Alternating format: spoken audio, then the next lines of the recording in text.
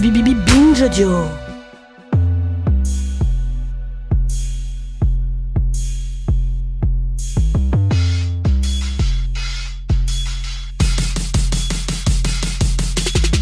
Ouais, voilà, la police du fun, ça y est. Bon, on peut plus rien dire. De toute façon, franchement, là, c'est une blague, ça va. On peut quand même un peu plaisanter, quoi. Ça va. Il n'y a pas mort d'homme, quoi. Non mais je comprends pas ce qu'on peut dire et pas dire en fait. Enfin ça va, c'est juste des blagues. Non mais on se détend là, c'est juste une blague, hein, c'est que des mots. Enfin, si on peut pas rire des gays, des arabes, des handicapés, des meufs, enfin on va rire de quoi en fait? On rigole, c'est tout. Je comprends pas le délire. Puis il y a quand même une différence entre discriminer les gens et juste faire une blague. Non mais au fond je voulais pas offenser les gens, hein. Vraiment c'était juste une blague. Je sais bien, c'est juste une blague, je suis pas comme ça. Non mais du coup dis-moi qui est drôle aujourd'hui. Enfin est-ce que t'as en tête un humoriste qui te fait rire?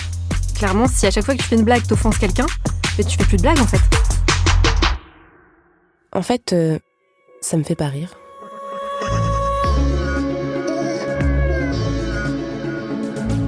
Ça me fait pas rire. Pourquoi c'est si compliqué de dire ça?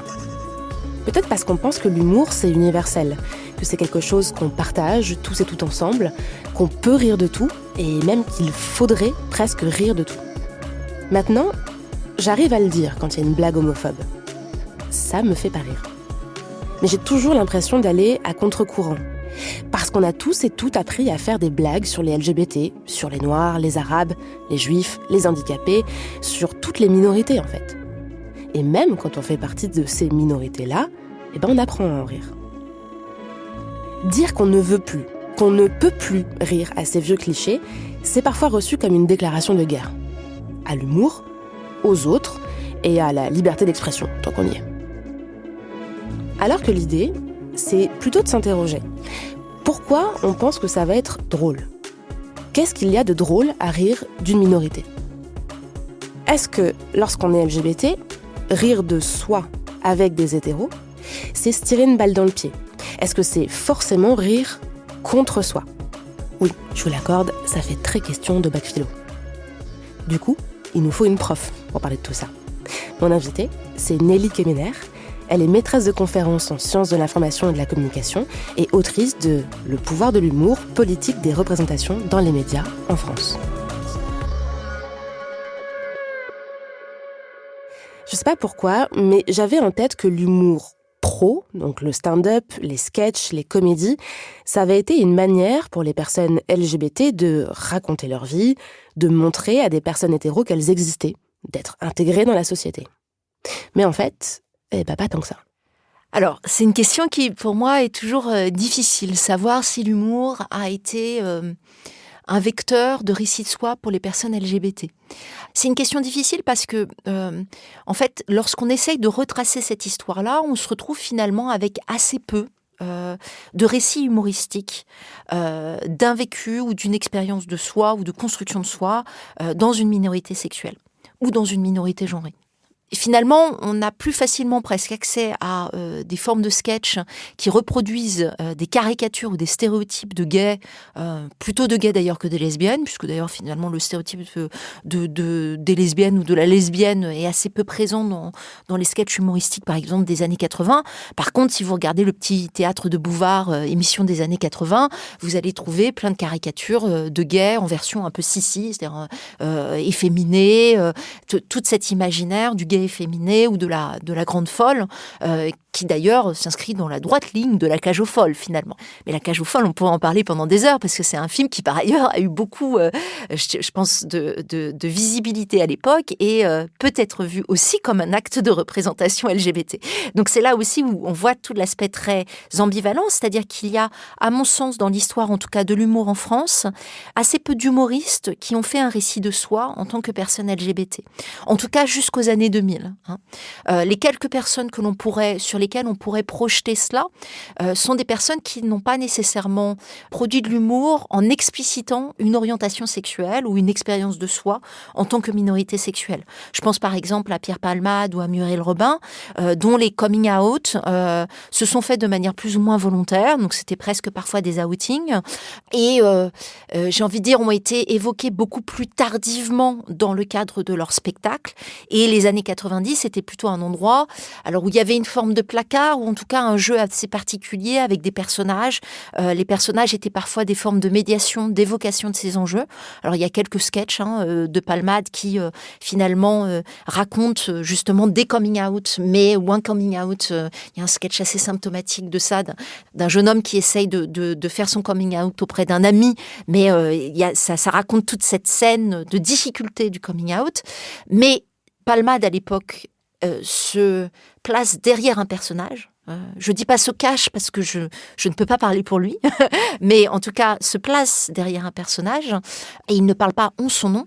Et Muriel Robin, elle en a pas du tout parlé dans ses spectacles, jusqu'à un spectacle sur Blanche-Neige en 2006, où elle monte un spectacle de Blanche-Neige, et là, elle parle de sa relation avec sa compagne.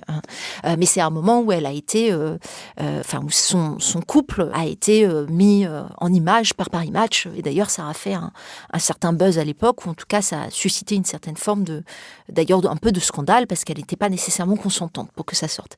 Et c'est un peu le même récit avec Laurent Ruquier, qui est l'un des premiers à évoquer ça, à évoquer le fait d'être gay sur scène, mais il le fait après avoir été outé.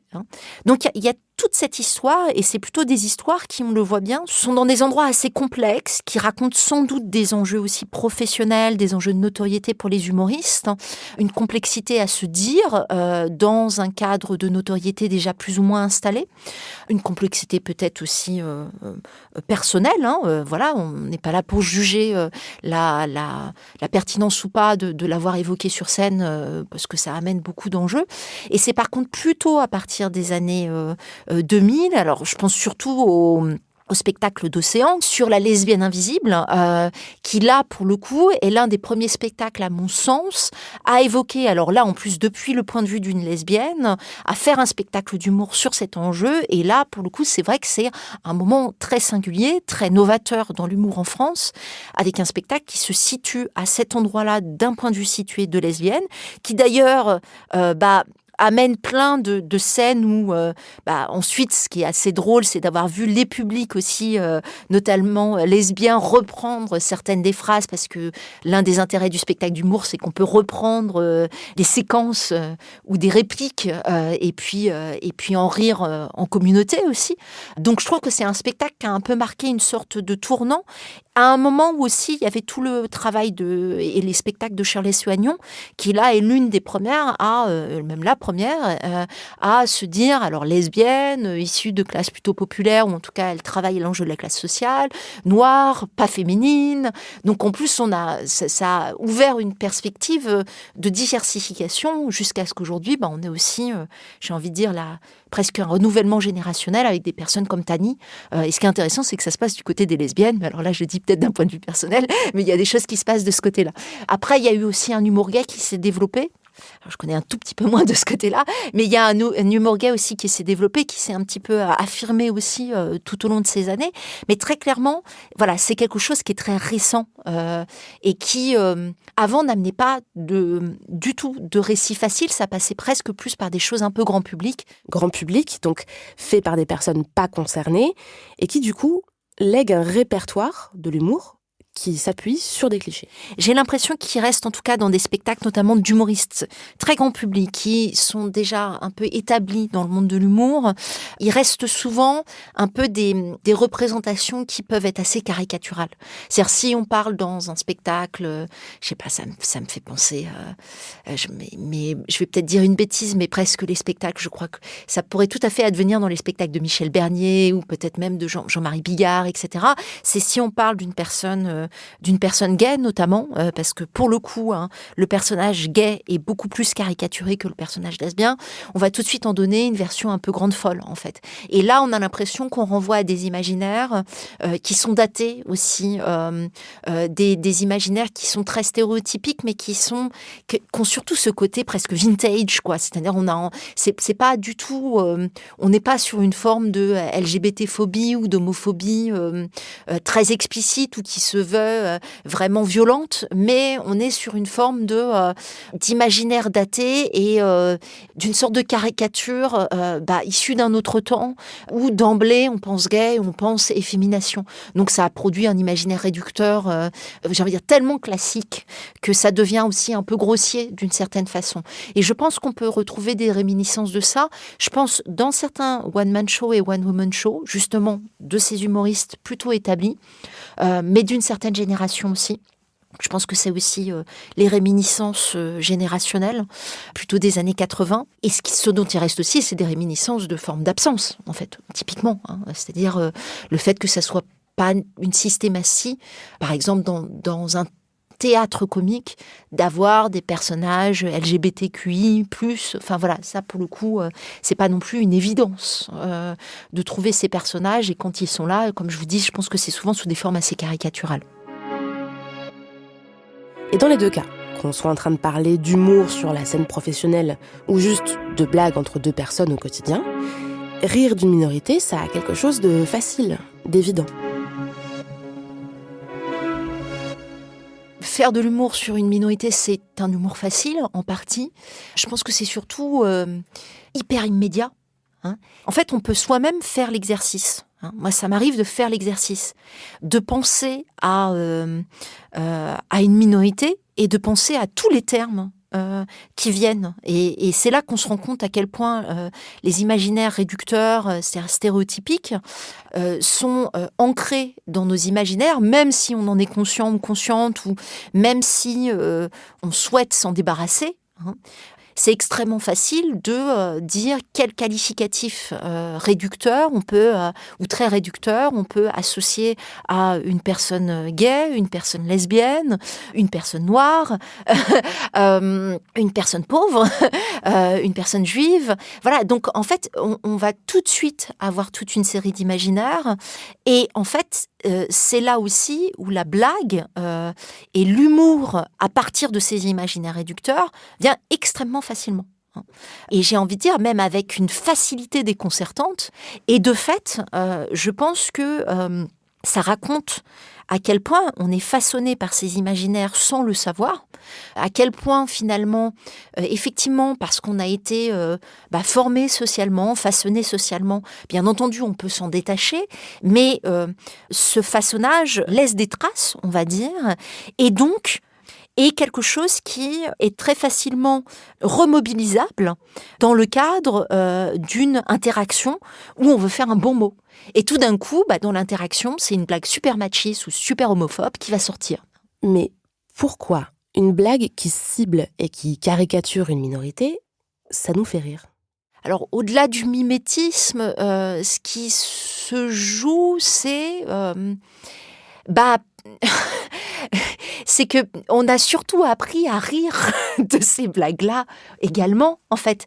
On n'a pas simplement appris à les faire, on a appris à rire de ces blagues-là. Et je sais que c'est quelque chose qui est intéressant quand on discute avec des scénaristes et qu'on le transfère sur des questions de vie quotidienne aussi. Les scénaristes racontent souvent que quand des scénaristes, par exemple, de séries comiques, vont souvent s'en référer à des jeux très stéréotypés ou des personnages très stéréotypés parce qu'ils savent que ça fait rire et que ça va faire rire le grand public. Ou en tout cas, ils ont cet imaginaire-là que ça va faire rire un grand public. Et d'une certaine façon, ils ont à la fois sans doute tort et pas tort. Ils ont tort parce que, ce faisant, sans doute qu'ils font pas rire un certain nombre de personnes qui, soit parce que vraiment ils sont profondément heurtés, soit parce qu'ils ont décidé ou elles ont décidé de ne pas rire de blagues offensantes, ne vont pas rire. Mais là où ils n'ont pas totalement tort, c'est qu'effectivement, c'est extrêmement facile de rire aussi de blagues homophobes et de blagues sexistes, par exemple, ou de blagues racistes. Donc, on a aussi appris à rire de ces blagues-là. On a appris à ne pas les trouver choquantes. On a appris à y trouver du plaisir. Et je trouve que c'est très intéressant à nouveau, si on parle en termes presque de réflexivité qu'on peut avoir vis-à-vis de soi-même, de se rendre compte de quoi on rit et en fait de se rendre compte que parfois on est tout à fait en capacité de rire de choses qui sont offensantes, voire de choses qui peuvent offenser le groupe auquel on s'identifie, par exemple. Et ça, c'est pas du tout inintéressant à faire. Et puis on est habitué à rire de la différence, on rit de l'autre parce qu'il n'est pas comme nous. Oui, parce que effectivement, l'un des mécanismes du rire, c'est en grande partie l'idée d'une forme de décalage. Je pense que beaucoup de déclencheurs du rire sont sur cette idée effectivement de différence. Mais la différence, là où c'est un truc assez insidieux dans le mécanisme humoristique, c'est que la différence, elle est instituée par la blague. C'est-à-dire, elle est constituée par la blague. C'est le fait d'insister par la blague sur une forme de différence entre soi et les autres, c'est une façon de la produire, cette différence.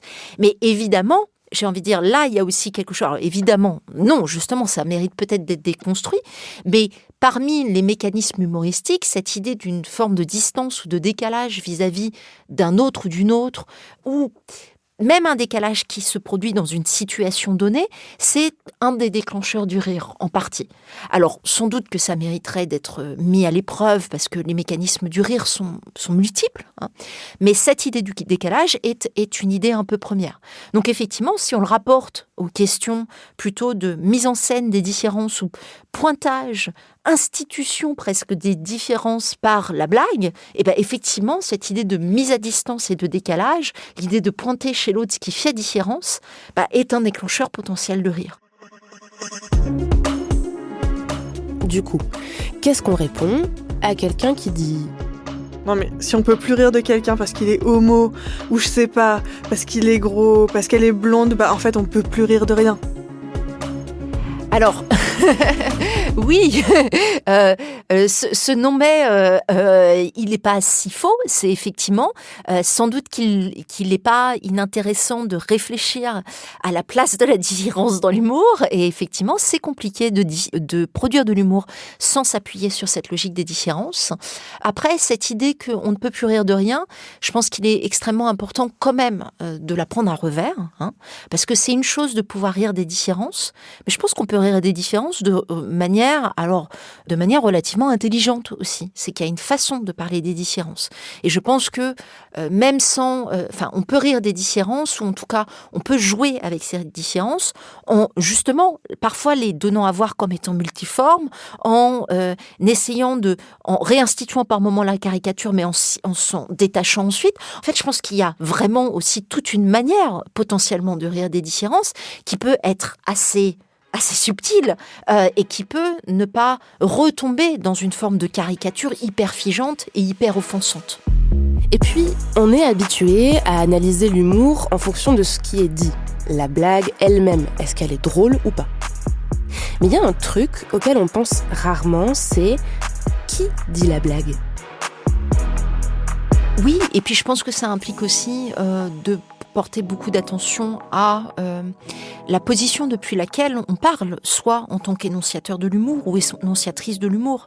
Ce que j'entends par là, c'est que rire de la différence n'a pas du tout le même sens si on le fait en étant complètement extérieur à la situation et au groupe que l'on désigne. Si on désigne un groupe comme cible, là, ça va devenir offensant. Si soi-même, on réfléchit de manière réflexive à potentiellement les types de ressentis de formes de différence, que l'on met ça en humour, que soi-même on réfléchit à sa position sociale et que ça peut jouer dans la manière dont on fait de l'humour, bien entendu, j'ai envie de dire, là, il y a quelque chose parfois qui peut rejouer des différences, qui peut faire rire de ces différences, mais aussi le faire en ayant aussi une forme de réflexivité. Alors après, c'est très complexe. J'ai pas du tout la solution en tant que telle parce que c'est évidemment un endroit de complexité absolue. Par contre, quand on dit on ne peut plus rien dire, l'un des problèmes, c'est de ne pas réfléchir à la responsabilité de ce que l'on dit. Donc je pense, c'est de ne pas penser que la blague puisse être offensante. Et je pense que l'un des endroits de réflexion, c'est potentiellement celui-là. C'est de dire, mais encore une fois, on ne peut plus rien dire. En fait, ok, je vais dire un truc très simple. Quand on vient d'un groupe minoritaire, soi-même, on est toujours amené à se poser la question d'à quel point ce que l'on dit aux autres est audible. Parce qu'on sait que notre point de vue n'est pas entendable pour la plupart des gens et la majorité. Et cette question-là, elle est donc une question qui ne cesse de nous traverser quand on se situe d'un point de vue minoritaire. C'est qu'on sait très bien que le simple fait, par exemple, de se dire gay ou lesbienne peut être vécu comme offensant par des personnes qui ne supportent pas ça, qui n'ont jamais été confrontés à cette question-là. On sait très bien que la question, par exemple, du coming out, ou la question simplement de se dire ouvertement gay ou lesbienne, on sait très bien que ce sont des endroits qui peuvent susciter des formes de malaise ou de choc chez les personnes. Donc on ne cesse de réfléchir à la façon dont on dit les choses. Et quand on est sur des sujets ou quand on se situe d'un point de vue minoritaire, on sait très bien que tout le travail qu'on ne cesse de faire, c'est de rendre les choses audibles et que l'on porte cette charge mentale. Et donc, d'une certaine façon, moi je pense que dire on ne peut plus rien dire, mais de fait, j'ai envie de dire, nous, si je me situe de ce côté des minorités, nous n'avons jamais pu rien dire sans réfléchir à la façon dont on allait le dire. Et ça, c'est ancré. C'est qu'on sait très bien qu'il n'y aura pas d'évidence. Et le truc, c'est que, moi je pense que quand on fait de l'humour, c'est pareil. C'est comme des journalistes qui se retrouvent à écrire sur des sujets particuliers. Bien entendu, à chaque fois qu'on écrit un papier journalistique, on réfléchit à la façon dont on le dit, surtout si c'est un sujet dit sensible. Et donc il faut y revenir, il faut le retravailler. Et bien faire de l'humour, c'est la même chose. C'est-à-dire, dès qu'on touche à un sujet, bien entendu que les choses peuvent être offensantes. Et j'ai envie de dire, il y a presque une socialisation à comprendre que ce que l'on dit peut être vécu comme offensant et de se subjectiver avec ça, de se construire avec cette idée. Et donc faire de l'humour peut être vécu comme offensant. C'est une simple réflexivité, mais j'ai envie de dire qui devrait être une réflexivité par rapport même au poids de la parole.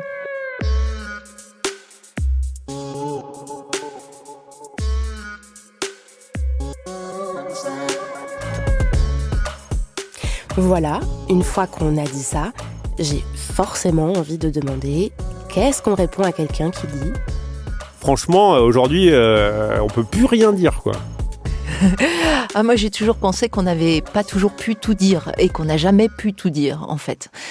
Donc, je ne pense pas du tout qu'on soit dans un moment spécifique. Je pense qu'on est dans un moment social et politique particulier, dans le sens où les formes de tension autour des enjeux liés à l'humour et des enjeux notamment sur ce qu'on appellerait de manière générale la liberté d'expression sont de plus en plus visibles. Il me semble que pendant les décennies passées, ce qui se passait, c'est qu'effectivement, il y avait des barrières à l'entrée dans l'humour, et notamment l'humour grand public. C'est-à-dire, tous les humoristes ne devenaient pas connus et célèbres, et il y avait plein de catégories de la population, plein de minorités, notamment, qui n'étaient pas visibles dans l'humour.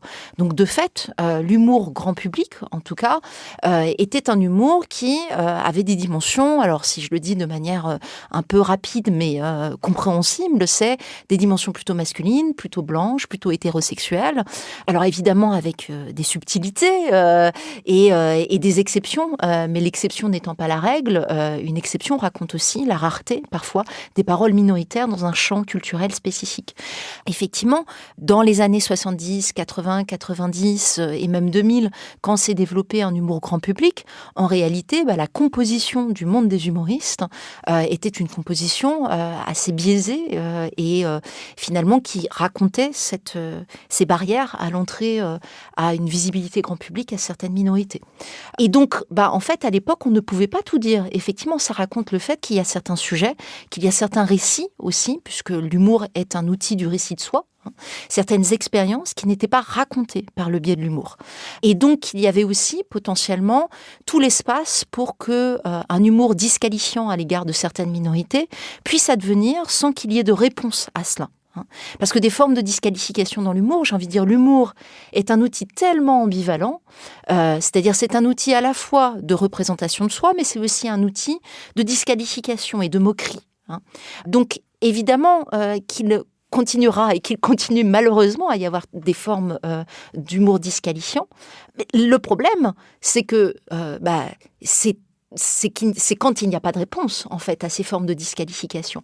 Et il me semble que le moment contemporain, pour le coup, est intéressant à deux niveaux. D'une part, l'humour s'est ouvert à un certain nombre de paroles minoritaires et je trouve que depuis une vingtaine d'années, il y a eu vraiment l'émergence d'un humour porté plutôt par des humoristes femmes, plutôt porté par des humoristes racisés, porté par des humoristes issus des minorités sexuelles, porté par des humoristes qui sont à l'intersection aussi de ces groupes sociaux et de ces rapports de pouvoir.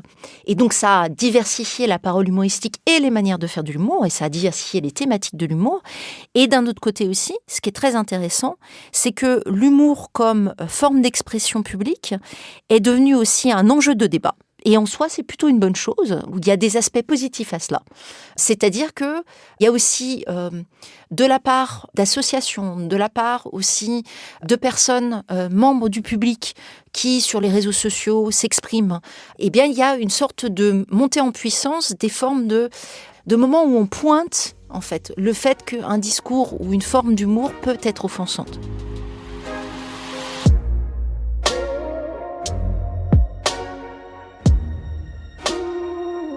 Donc, c'est pas tellement qu'on ne pourrait plus rien dire, mais plutôt le fait que les personnes qui, avant, ne riaient pas aux blagues sexistes et homophobes, etc., eh ben, aujourd'hui, elles le font savoir. Et en faisant ça, elles viennent fracasser une idée reçue. Non, l'humour, ce n'est pas universel. On ne rit pas toutes et tous de la même chose.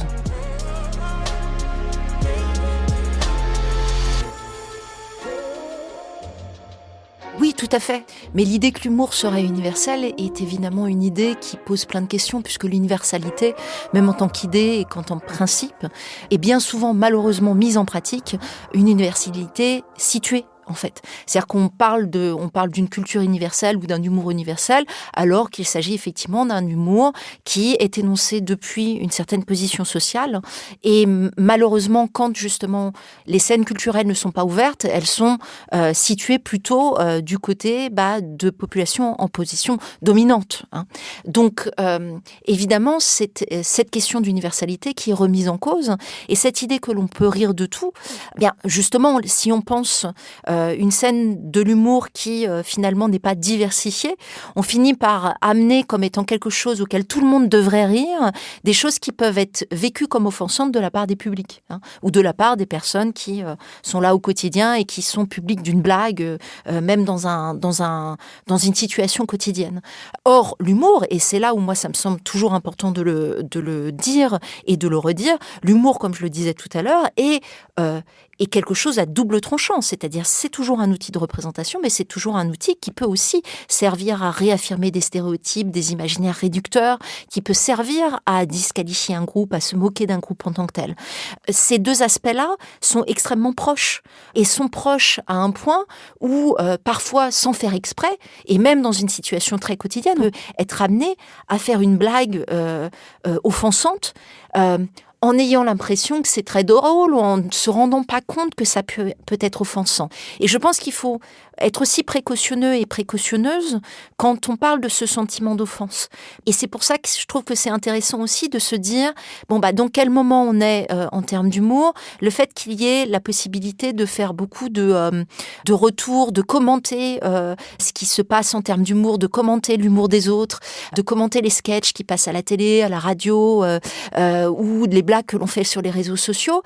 Le truc, c'est que je pense qu'il faut jamais négliger. Il peut y avoir vraiment des blagues et des sketchs qui sont, j'ai envie de dire, évidemment offensantes ou qui sont offensantes de manière explicite. Je pense qu'il y en a d'autres qui peuvent l'être de manière plus implicite et qui, j'ai envie de dire, usent de mécanismes qui sont le propre de l'humour, c'est-à-dire très ambivalents. Hein, et que la limite est parfois très ténue entre le plaisir d'une blague et le sentiment d'offense. Et donc pour l'humoriste ou pour la personne qui fait une blague, la limite est aussi très ténue. Et je pense que tout le débat autour de est-ce qu'on peut rire de tout ou on ne peut plus rien dire aujourd'hui renvoie aussi à cette nécessité de peut-être mener une réflexion sur ce qu'est l'humour, mener une réflexion sur qu'est-ce que l'on peut porter, d'où l'on parle, qu'est-ce que ça veut dire faire de l'humour et comment à partir de là, on prend conscience aussi, soit quand on fait des blagues ou quand on fait de l'humour, de cette fine limite entre l'humour et l'offense. On prend conscience de la dimension presque incertaine, voilà, et du risque que l'on prend, parfois en étant à la limite. Non mais je voulais pas t'offenser, c'est bon, c'était juste une blague. Mais tous les humours ne sont pas drôles. Non mais c'est ça, ça ne veut pas dire que pour la personne qui fait la blague, ça n'est pas une blague. Pas de souci que la personne considère ça comme une blague. Mais dans ce cas, tous les humours ne sont pas drôles. Bien entendu que tous les humours ne sont pas drôles, ça paraît évident. Dit comme ça, mais ce que je veux dire, c'est que oui, que la personne pense que c'est une blague, que pour elle, ça soit un geste humoristique. Ok, j'ai envie de dire, c'est son regard sur ce qui est dit. Et j'ai envie de dire, si des personnes rient, ça veut dire potentiellement que oui, ça peut être considéré comme de l'humour. On n'est pas en train de remettre ça en cause. Sauf, toutes les blagues ne sont pas drôles, et ne sont pas drôles pour tous les publics, bien entendu. Encore une fois, on revient à cette question de est-ce que l'humour est universel ? Non. L'humour n'est pas universel. Et bien entendu que la blague que tu fais à un moment donné, elle peut être reçue de plein de manières différentes. Et donc, ça n'est pas parce que c'est une blague que ça veut dire que c'est drôle pour moi, en fait. Donc, c'est vraiment, c'est pas être une blague, ça voudrait dire qu'il y aurait une essence à l'humour et qu'il y aurait quelque chose qui s'appellerait une blague qui devrait nécessairement faire rire. Mais d'où une blague devrait nécessairement faire. Il n'y a pas d'essence à l'humour. L'humour, c'est rien. L'humour, c'est un acte du discours, c'est un geste, c'est un acte corporel. En soi, ça n'est pas une essence, en fait. Qu'est-ce qui se passe quand on dit « pour moi, c'est pas drôle, c'est sexiste et c'est homophobe » ? Alors, qu'est-ce que ça provoque ? Ça provoque qu'on va se faire parfois renvoyer du côté des rabat-joie. C'est un peu Sarah Ahmed qui parle des féministes rabat-joie. Tout d'un coup, on a paru à une blague sexiste et donc nous sommes rabat-joie. Pas de bol. Et réinvestissons les rabat-joie. C'est extraordinaire. Très bien, soyons rabat-joie dans ce cas-là. Non, ce que je veux dire, c'est que ça provoque potentiellement un endroit de malaise parce que les personnes peuvent se sentir accusées d'avoir été homophobes ou d'avoir été sexistes. Après, peut-être que là aussi, pour le coup, du côté de la personne qui reçoit ces blagues, il y a sans doute toute une série de stratégies à développer sur la façon de dire, de faire comprendre cela. C'est-à-dire que je pense aussi que moi, j'ai un peu de compassion des fois aussi on fait une blague qui tombe à côté de la plaque. C'est-à-dire, je pense que ça peut arriver et je pense qu'on est tout à chacun amené à faire des blagues qui tombent à côté de la plaque dans le quotidien et qui peuvent, encore une fois, être mal reçues. Donc ça me choque pas non plus, parce qu'on est habitué aussi que quelqu'un fasse une blague sexiste ou une blague homophobe et qu'on le lui dise. Sauf que la personne, si elle n'est pas habituée à se faire remettre à sa place, elle va le penser pour soi. Elle va dire « Ah bah non, mais t'es en train de dire que je suis homophobe ». Non, là, c'est cette idée de dire, à un moment donné, on est habitué à justement s'approprier des discours qui sont homophobes, des formes d'humour qui sont homophobes ou qui sont sexistes, par exemple. Et donc, il faut réfléchir à qu'est-ce que ça veut dire reproduire ce type de discours et ce type de blague. Et c'est une manière de dire, mais en fait, ce type de mécanisme humoristique, malheureusement, c'est homophobe et c'est sexiste, ou en tout cas, ça peut être vécu comme offensant.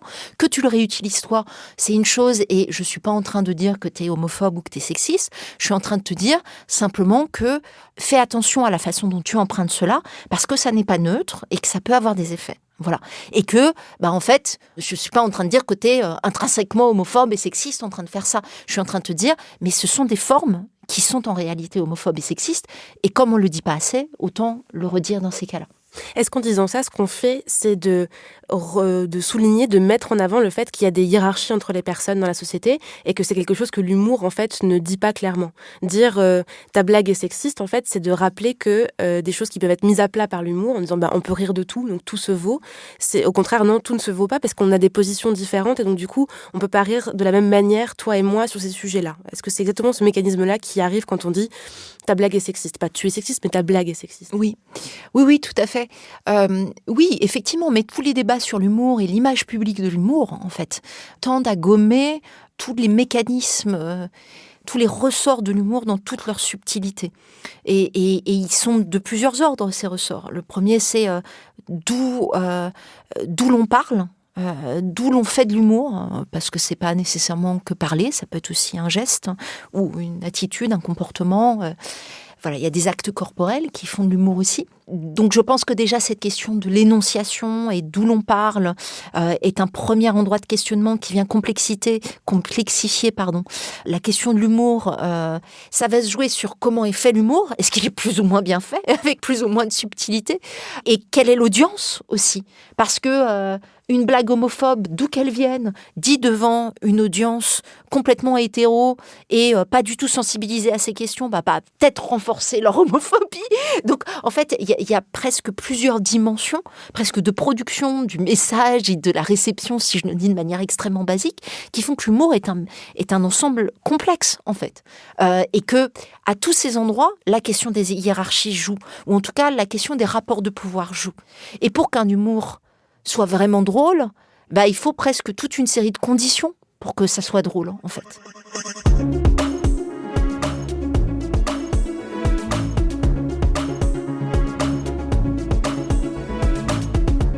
Non, mais une personne homosexuelle, elle peut pas faire une blague homophobe. Enfin, c'est contre-productif, c'est antinomique.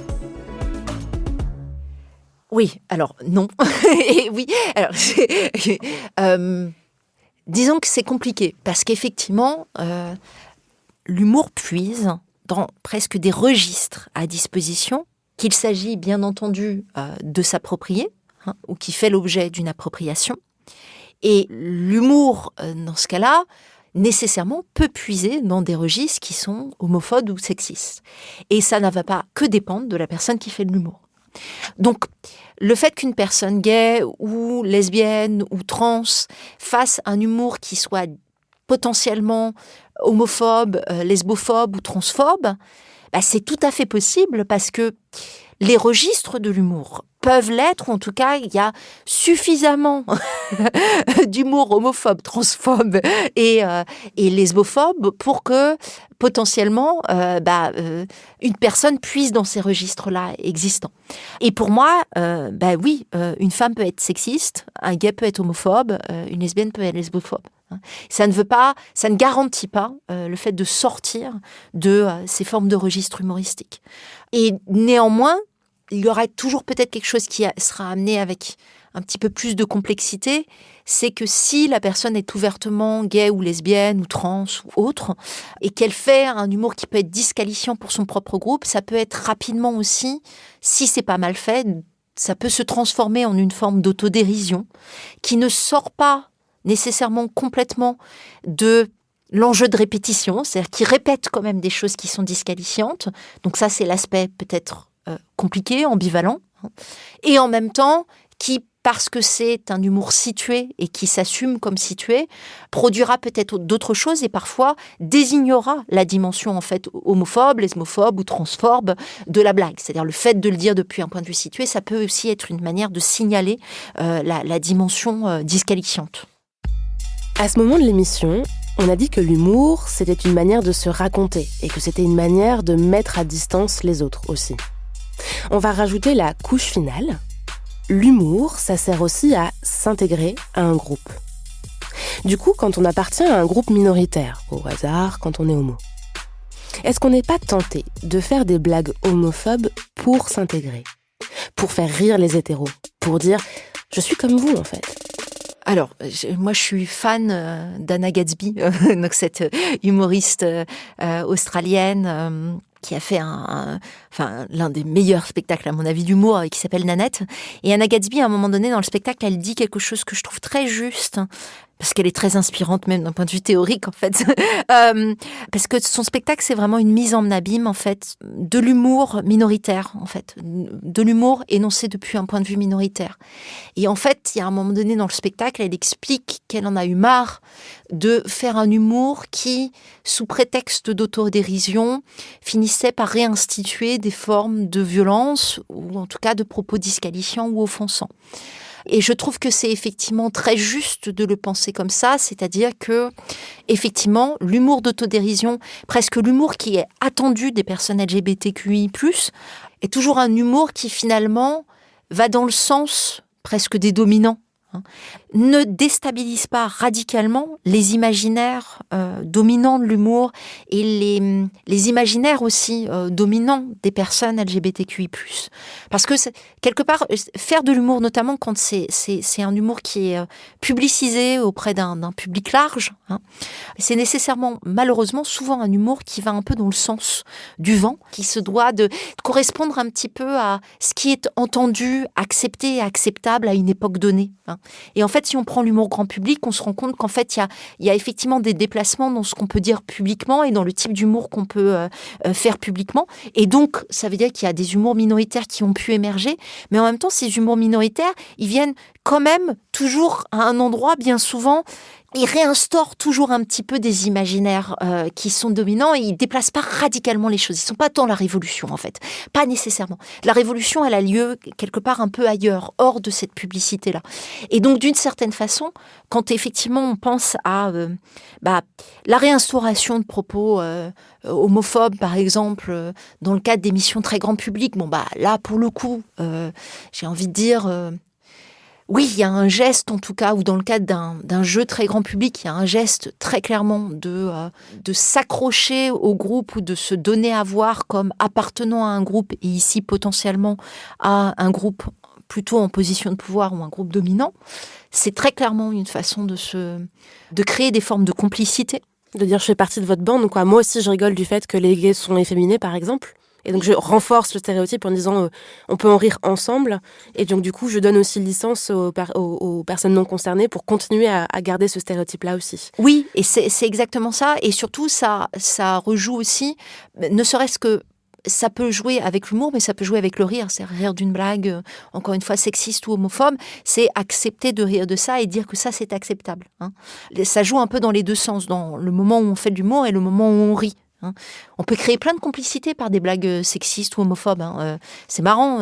Je sais pas, on peut se retrouver dans des situations où, je sais pas, par exemple, en tant que lesbienne, lesbienne butch par exemple, si on s'identifie comme telle, je sais pas, moi je peux raconter des situations où je me suis retrouvée à faire des formes de complicité un peu machistes avec des blagues, avec des collègues hommes de plus de 50 ans, mais c'était une façon de créer de la complicité. Donc là encore une fois, je rappelle que soi-même on n'est pas à l'abri de produire des formes de complicité un peu disqualifiantes vis-à-vis des groupes auxquels soi-même on appartient. C'est oui, il y a des moments comme ça, on se dit mais il vient de se créer une complicité sur une blague super sexiste. Et parfois, quand on vient effectivement d'un endroit minoritaire, c'est une façon de produire de la complicité. Enfin, en même temps, de se poser en interlocuteur et interlocutrice de ces personnes en position dominante. Donc, après, on voit bien les intérêts que ça a, mais ça a aussi des méfaits. Quelque part, rire de soi avec des hétéros, c'est peut-être toujours un peu rire contre soi. Et à l'inverse, rire de soi avec des gens qui partagent la même minorité, les mêmes clichés, c'est quelque chose qui donne de la force, de la cohésion à un groupe dominé. Les minorités sexuelles développent plein de types d'humour qui ne passeront pas le cap de la publicité. Il y a plein de blagues que l'on fait entre soi, que l'on ne va pas pouvoir faire dans une situation plus grand public ou dans une situation plus ouverte, en fait. Et qui vont être ces types d'humour où tout d'un coup, on a nos propres codes, on a notre propre presque tonalité humoristique.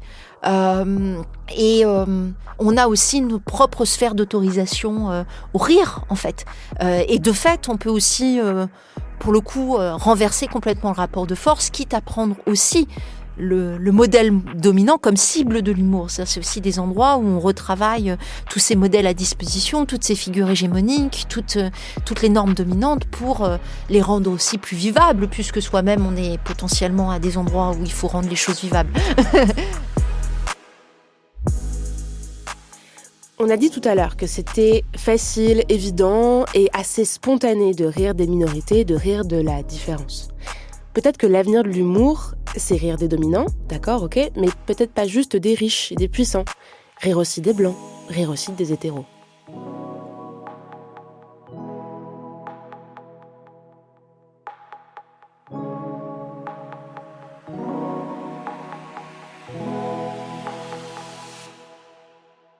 Ce qui manque beaucoup, c'est des formes d'humour qui, travaillent cet endroit qui est une posture hégémonique, une posture dominante.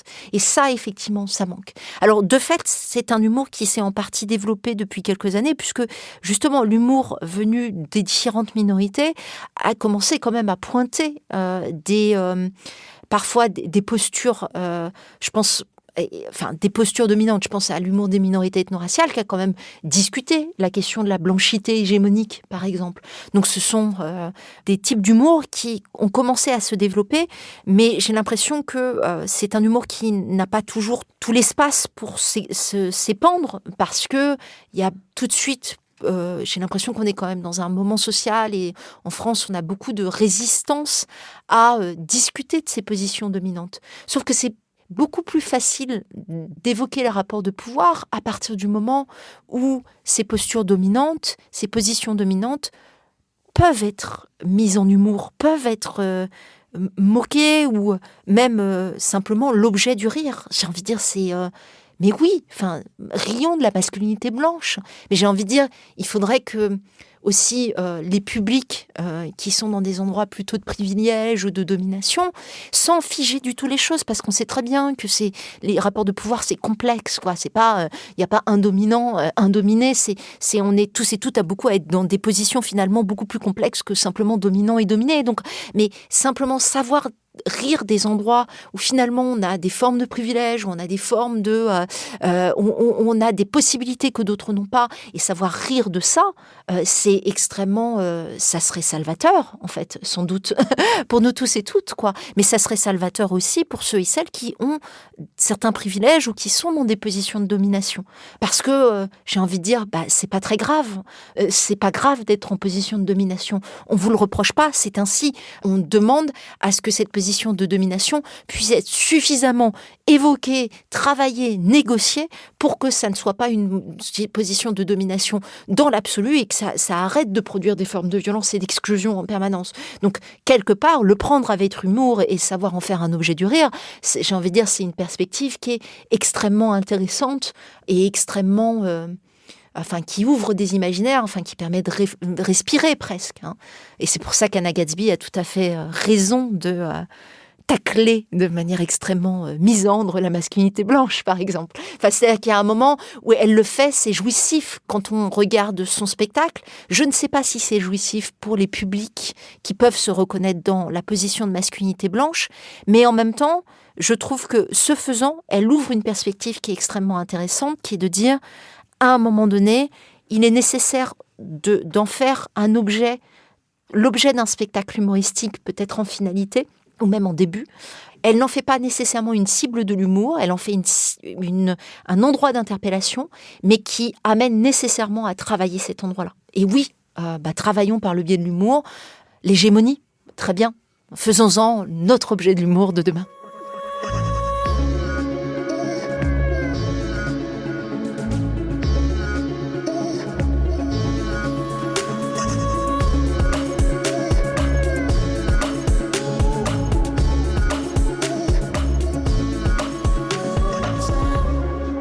Chers hétéros, riez de vous-même. Et allez voir les spectacles de l'humoriste Anna Gatsby aussi.